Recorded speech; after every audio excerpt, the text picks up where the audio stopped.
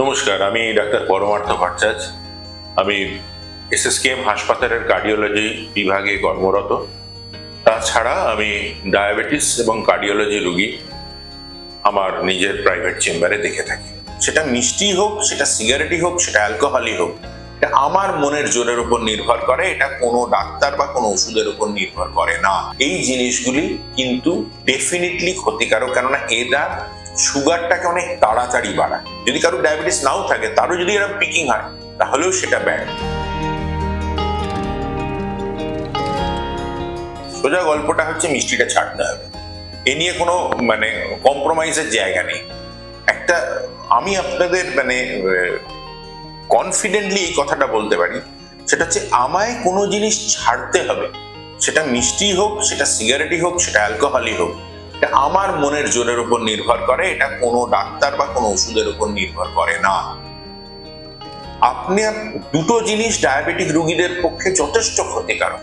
একটা হচ্ছে চিনি বা চিনির সাবস্টিটিউট, মানে চিনি, রস, শরবত, চায়ে চিনি, তরকারিতে চিনি, এইগুলি।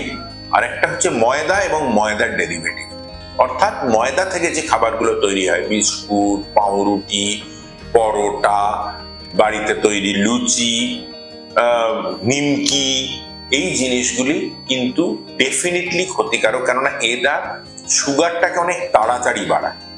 ভাষাটা হচ্ছে গ্লাইসেমিক ইন্ডেক্স। গ্লাইসেমিক ইন্ডেক্স মানে হচ্ছে একটা খাবার 100 গ্রাম খেলে আমার ব্লাড সুগার কত তাড়াতাড়ি কতটা বাড়বে। যে খাবারের গ্লাইসেমিক ইন্ডেক্স বেশি, সে খুব তাড়াতাড়ি সুগারটাকে বাড়াতে পারে, এবং হয়তো সেই খাবারটা খেলে খুব তাড়াতাড়ি সুগারটা কমেও যেতে পারে।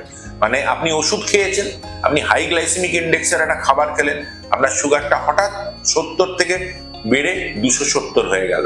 আর যেই আপনার সেই খাবারটা মেটাবোলাইজড হয়ে শরীরে চলে যাচ্ছে আস্তে আস্তে, আপনার ওষুধের কাজটা তখন টেক ওভার করছে, তখন হঠাৎ করে সেই 270 থেকে সুগারটা আবার 70-এ ফিরে আসবে।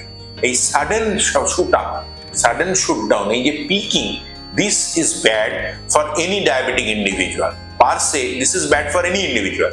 যদি কারো ডায়াবেটিস নাও থাকে, তারও যদি এরকম পিকিং হয়, তাহলেও সেটা ব্যাড।